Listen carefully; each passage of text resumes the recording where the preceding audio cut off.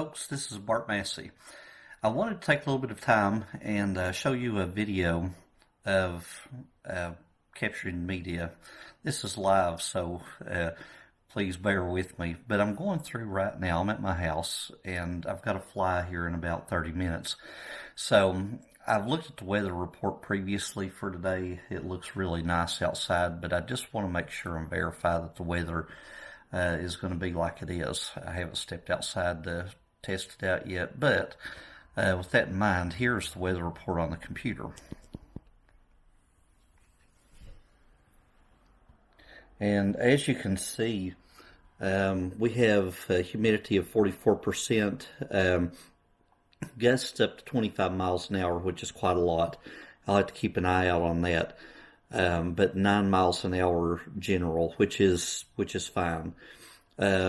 We have 53 degrees, which is really good. It's sunny outside, and so the forecast looks good. I have to keep my eye on the wind gusts. Right now I'm looking out the window, and there really isn't any gusts at the moment, so I'm going to keep an eye on that. But as of now, I am ready to fly. Also, the location that I'll be flying is within, as the crow flies, or as the drone flies, within 3/4 of a mile of my home. My objective today is to get outdoor photographs of a house that sits on the side of a mountain. You can't, as a photographer, without a drone, get pictures of this house that do it justice. You have to be beside it in the road. You still don't get the look of it. What I plan to do today is to give a view that a home buyer would not otherwise be able to get without being on location to see it. So I will fly back and show the community. I'll fly over the top of the house, so I show the lot that it sits on, and you can kind of see the shape and the size of the lot. And I'll get a frontal view of the house, which is impossible really on the side of a mountain. It's just really difficult. Our eyes allow us to have more of a perspective with that than cameras normally do. So the other thing I'll do, generally today I'm doing photography. I will get a little bit of videography in this. I am going to check and double check the settings on the cameras when I get up there, but today is a relatively neutral day. The skies are blue, the clouds are white, the sun's out but not too bright. The sun is directly overhead as it's noon right now as I'm speaking, so we don't have shadows that will distort the image, and there's a good chance that the auto settings on it will work.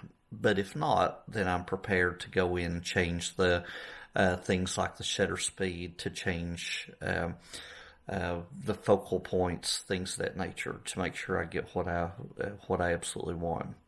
So with that, I'm going to finish my pre-flight plan, and then I'm going to drive up and begin photographing with my drone.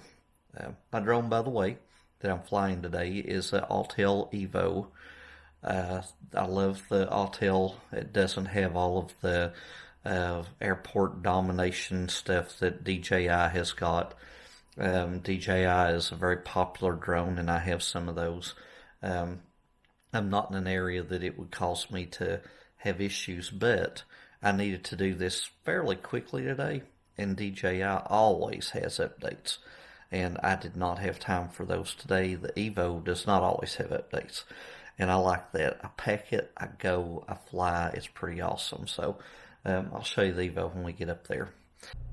Okay, I'm pulling out of my driveway now. One thing I want to mention is that one of the more important things you're doing, for two reasons, when you're getting ready to fly, is to find a good place to take off and land. For two reasons. Number one, obviously, is safety. You want to make sure that you're in a place that's not going to harm anybody, and hopefully not harm your equipment or yourself. The second one is you want to be put in a place where you can see the drone the entire time, that you'll be able to get the photographs as you wish, and preferably not be in the photographs either as you take those. So I'm going to cruise the area, find as good as I can. Like I mentioned earlier, it's on the side of a mountain, so there may not be a lot of great places for me to fly from. and stay within visual line of sight. But that's my objective right now, so I'll get back with you in just a few minutes. Okay, drive safe. We are headed up the side of this mountain. You'll see a phone tower up the road in front of us. I'll turn the camera around just a moment. We are a little below that, but we are up this valley line until we get almost to the crest of the mountain. So here is you can see the tower way up there. That is where we are heading. I could fly this from down here because I could actually get visual line of sight of the home, but I'm going to get as close as I can because there are power lines, towers, birds, all kinds of things that are in the way. So being far away and having the advantage of flying doesn't always mean it's the best thing. It can be, but it may not be, and in this case it probably isn't. Okay, the house is literally straight up the side of the mountain here. Not that far away, but it is up the mountain. So I'm in the process of driving up to the house, and as I drive by, I'll show you what it looks like, and I will begin looking for places in that vicinity. I really don't want to be this low. I would rather have a higher vantage point. As I fly, I've found that elevation as a general rule is beneficial in keeping an eye on your drone. And as you can see, in a valley like this with trees and all, you really just don't have all the, as much line of sight as you might want. The road, it's a steep road, it's curvy. Here's an idea of where we're at. Okay, we are just about to the house. You can see this brick house on the right with a white car. The house we will be videoing is actually the one just past it. It's the wooden house right here. And as you can see, it's a very pretty house. But how do you take a picture of that for somebody, say, in another state or in an area? If I can take the picture from down there and out there and show what this house looks like, it might give them a good vantage point. Here may be a place for me to park. As you can see, there's a little viewing area, and I can generally stay out of the line of sight, which is really what I want to do, but I want to see the house as well. And that's probably where I'll fly from, because as you can see, down there is just not a great option. I don't want to park in the driveway of the house because I'm going to be in the photograph, and who wants me in the photograph? It's a photograph of a house. So as the photographer, I'm going to stay out of the way. So we'll work on that in just a moment.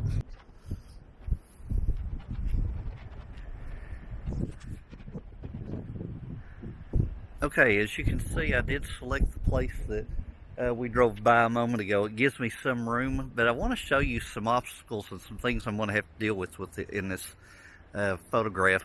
And it's just the way it is. I mean, you sometimes got to deal with it. But check this out. Okay, we have light poles, telephone poles, trees surrounding everything. Have little shelters. I have a place to park my car and get off the road, which I was thankful for. As you can see, literally just over the edge here is a mountain that goes straight down. As we drove up, there was no place for us to be able to fly from down there really and get any type of objectives. What I have to worry about today, besides a little bit of wind, there probably is 8 or 10 mile an hour winds, but not bad, and I haven't had any gusts yet. But I have to worry about those lines. I have to worry about bringing it in, taking off, any type of obstacles. But on top of that, notice these trees across from the house, very high. It's going to be impossible to get a straight on picture from down the mountain. So I'm going to have to go up and back and get kind of an upper shot, and also explain to the realtor that this is what we get because of woodage and things like this. Michelle's also a realtor, and she gets me to do quite a bit of videos for her in photography. So I'm going to do my very best for her. I really appreciate the opportunity to work for her, and of course I'll show you some of the end results, some of the photographs that we get. So now I'm going to prepare the drone, look at it. I made sure all batteries were charged. Wind's gusting a little bit, probably 12 miles an hour, 14. I'm going to show you. Check out the trees moving a little bit more. If they get up much more, I'll call it and it won't fly today. Right now I'm okay.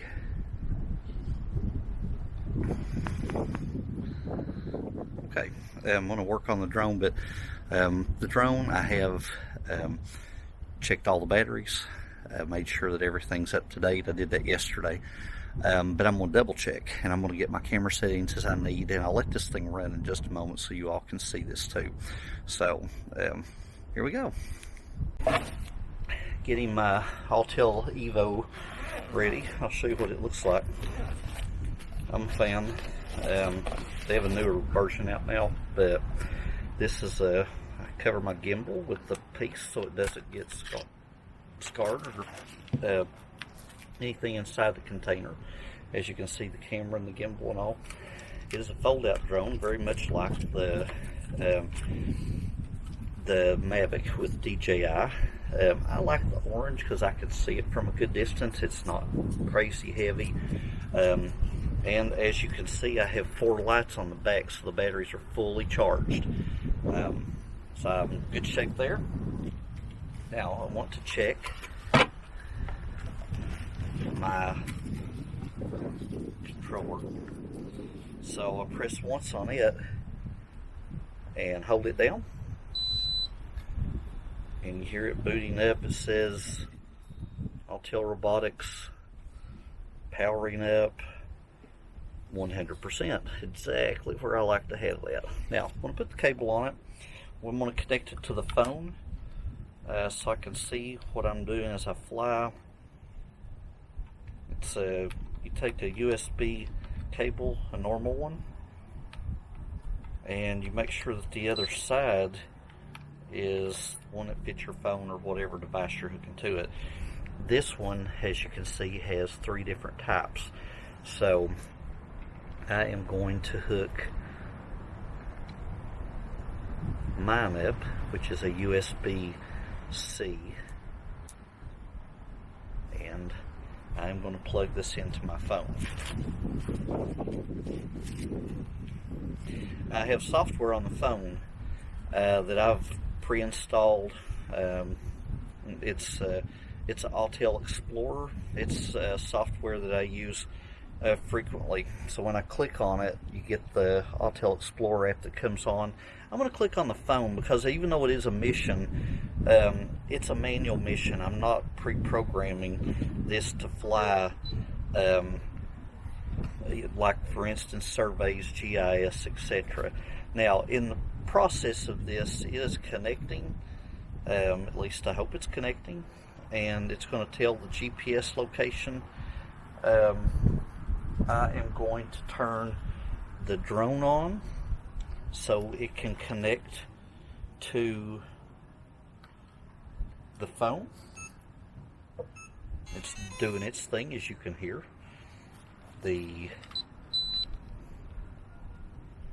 Alright, now I'm going to show you. As you can see, the phone is now hooked up, and I can actually even see what the drone sees at this point. Oops. Let me click back. I got my finger in the way. Sorry about that. I can see what the drone sees now. So what I'm going to do is find an adequate place to take off. I'll turn the camera so you can see me in general as I fly. I am going to fly in that area right over there. I'm going to put it in the middle of the road, and I'm going to take off, and I'm going to go up above the lines, and I'm going to make sure and then move forward and go between the trees and out over the mountain to get those photographs. As you can see, the wind's up just a little bit, but I'm still comfortable with it. So with that, I am going to start flying.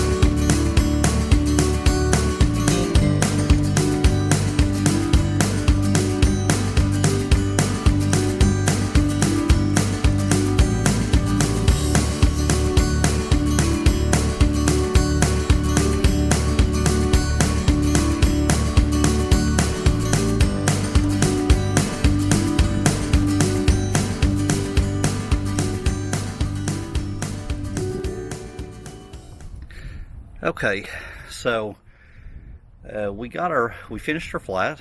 We got the photographs that we needed. The Autel that I was using videos in 4K if you select, and takes pictures at the same time. So I was able, instead of having to fly double the time or fly double the area that I used to with my Mavic Pro, I was able to do it all at one time. It has a lot of safety precautions. You heard beeps while I flew. I got pretty close to some tree limbs on purpose so I could get the width of the picture I needed. I literally had to fly above the road at about 60 feet to get a front-on view picture of the house, which it was really good. But at that point, I was within 10 feet of limbs. So luckily the wind wasn't blowing really hard at that point in time. Even if it had been, I would have still had at least 7 or 8 feet flexibility. But it makes me a little bit nervous flying like that. But you know, it was safety. Up front, there was no cars coming. I was above the lines. The trees were behind me and in front of me, but not anything exceptionally close. So I also walked to a very close proximity, so I could keep a real close eye on the drone. As far as laterally, I was within 50 feet of the drone when it was above the house or in front of the house taking the pictures. So I had exact location of where I was located at and not guessing. It was really important. Sometimes it's not how far the drone will fly, it's more important how close, how good you can get in the area you need to get the pictures you want. So I hope the pictures come out really good, because like I said, Michelle's a great realtor. She's a friend of mine, and I like to do a good job for her, and all the people I work for. So with that, I'm going to pack up my drone. I had plenty of battery left on everything, but I'm going to pack up my drone. We're going to head back down to my house, and I am going to copy the photos and the videos over, and I'll include them in the video that we're working on so y'all can see them. I may do some talk over some of the video while I'm down there too, but just for the sake of doing this, I am going to turn the camera around, do a little bit of a pan so you can see the location that I'm at, give you another maybe a little bit more in-depth idea. So here we go.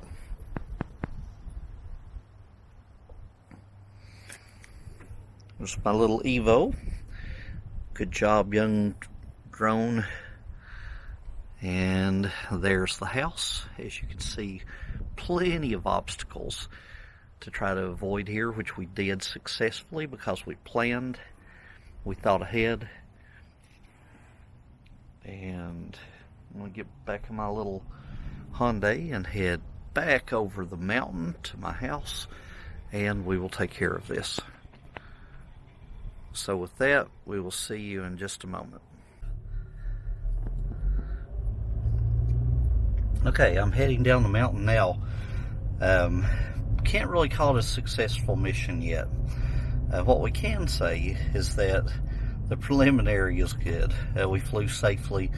We planned ahead. We got the photographs that we wanted close in, further out so they can kind of see the neighborhood. There is a possibility that I will take some more from literally far away, but from another side. I like to stay within visual line of sight as I fly, and I would probably have to fly outside of visual line of sight to do it if I didn't do it this way. So I'll probably fly from downtown and get a picture up on the hill. It's less than a mile, but it's still just for good measure. What I'm going to do now, when we get down the hill, I am going to take the memory card out of the drone.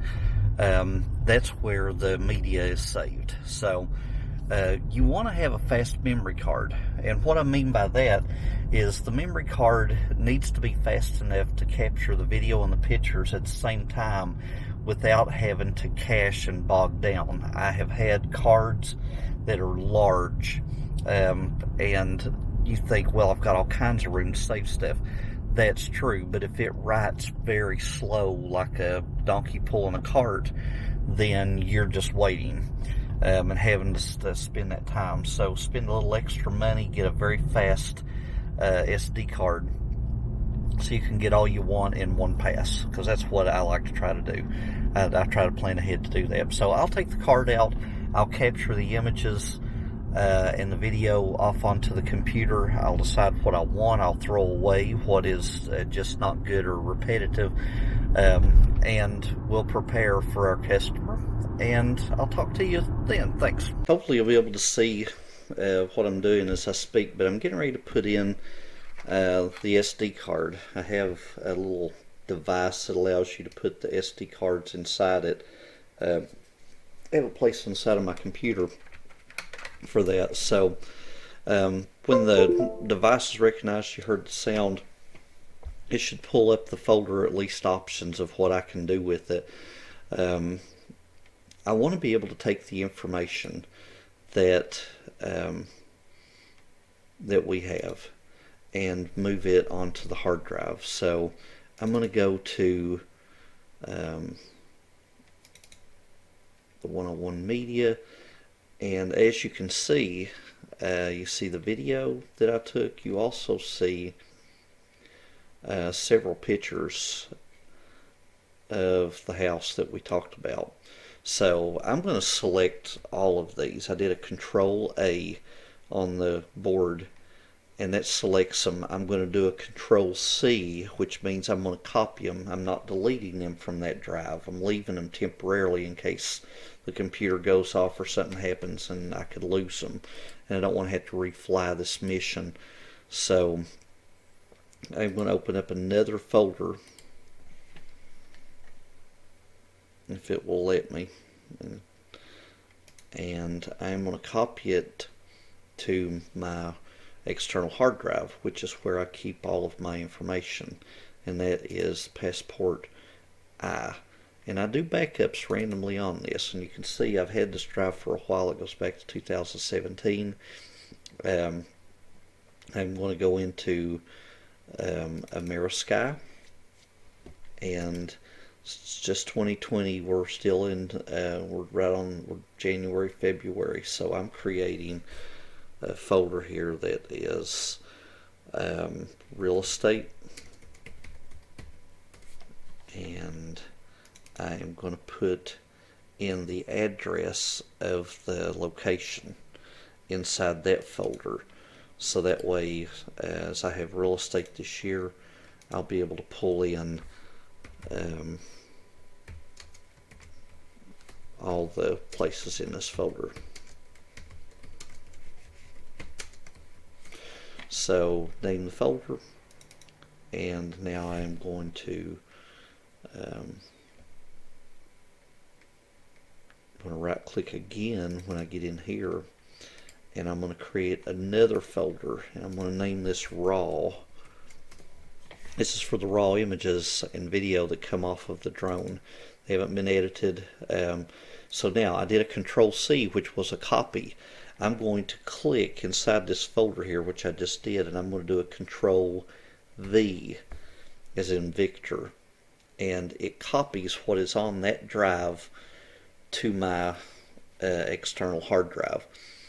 So as it does this, I want to talk just a little bit about it. I like to have redundant backups, so I actually have a cloud-based photography site, Bart Massey Photography, and I put all the backups on there. So if something happens that my laptop goes down, I break my hard drive that's back there, I'll actually have a backup hard drive of that, and I'll have a cloud drive so I don't ever lose my customers' photographs. They can come back. I've had people who've had fires, people who've had family members that have passed away, a lot of different things that they've needed to get that. They'll call me sometimes and say, I lost a link, could you give that to me? Customer service, I do it. I send it to them regularly. So this is moving that over. As you can see, it's still just one file, and it says 40%. The reason why is because I recorded the video the entire flight. Video takes a lot of space. So you'll see when it gets to the other media, the other 80 pieces of media, that they'll just start flying in to the folder here. So we've got 55% into it. it won't take a lot longer. Talk to you about the Osmo while we're doing this. Our little Osmo is pretty cool. I'm going to turn it on even though we don't have a card in it. But it auto levels. I am not a steady walker. I had an accident years ago and I kind of limped, but this thing doesn't. It keeps me, as you can see, the head of the camera stays in one place and it keeps it from wobbling. It works out really well. So you'll see the effects of it in this video too. I know the video is a little bit long, but I want to make sure that you see kind of the process of the average day out doing video. I actually got a phone call in between all this, and I have another mission today too. So I'm trying to get finished with this by 2:30. I have 1 hour left to do that. It's okay. I'm not going to rush it. If I don't get this done, I will come back and finish it this evening. In just a moment, you'll see those files just start flying down because it's at 99%. Photographs don't take nearly as long as videos, as you can see. So I have 80 photographs. We can view and make sure they're on here, which is something we absolutely want to make sure of before I delete the card and put it back in the device. So it looks like everything has been captured very well. So now I'm going to go back to my media card, and it says DCM, and I am going to click on it, and I am going to delete it. So now that card in just a moment will be cleared off, and I will remove it and put it back in the drone so I know I have it ready for the next mission. I don't have to start looking around for it.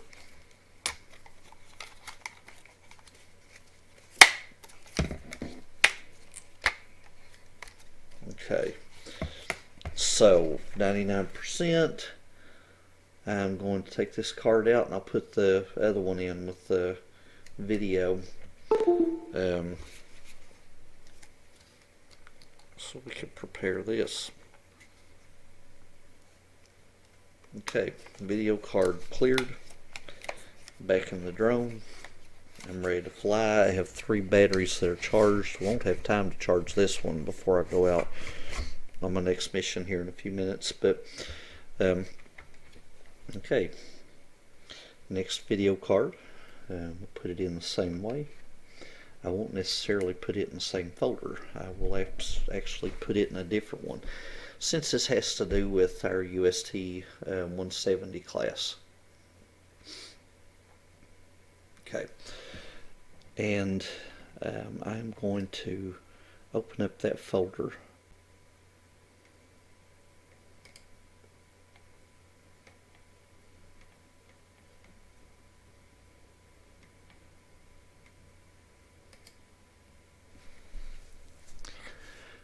As you can see, my computer is exceptionally fast.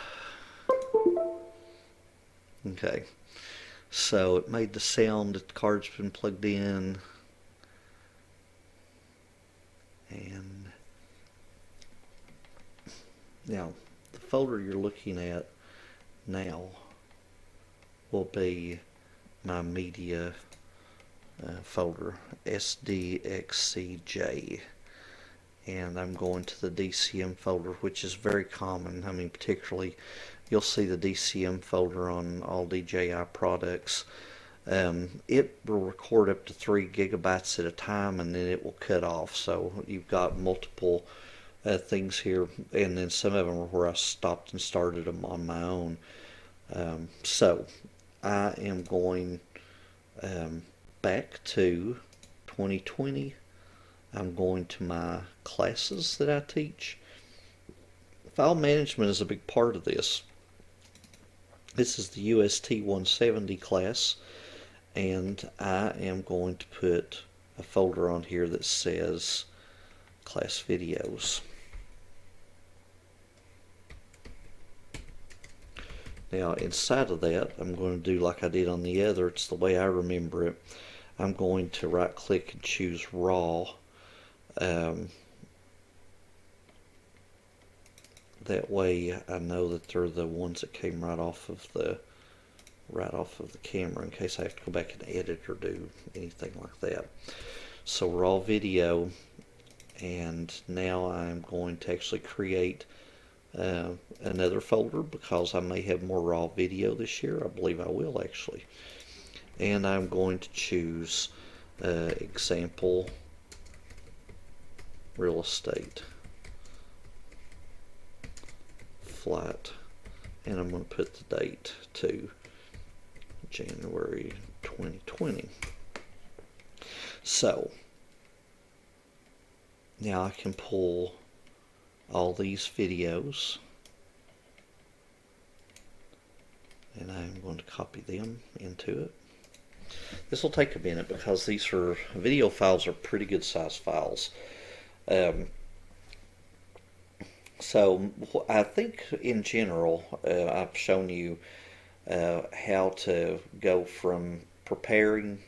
Didn't go into the full extent with it about the maps and the location and all that, but I mean, you've been through at this point the 107 class and understand how to set up flight plans and all. The thing I wanted you to really see is that I had to collect my materials that I needed. I had to do some background. I wanted to make sure the day was suitable to do this. I needed to make sure my components, that things were charged, that everything was in working order. I had my cables with me. I left here, went there, flew, captured what I needed, flew the mission well, and came back.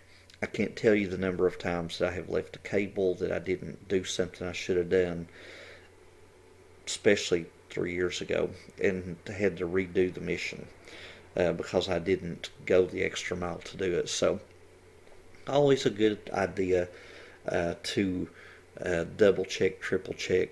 It makes you look more professional to the people you're working for. Saves you time, and time is money. Nobody gets paid what they feel like they deserve, but you know, if you do the extra work ahead of time, you don't have to do it in the past. So with that, I will get this video together and get it out for you all in class. But if you have any questions, my name is Bart Massey. I'm assistant professor at HCTC. I'm also the executive director of the USA Drone Port. We would love to have you visit us at the drone port, fly our drones, help us build the economy here by putting in your businesses. Like I said, if you need anything though, please feel free to call me at my office number 606-487-3267, or email me at bart.massey@kctcs.edu. Bless you.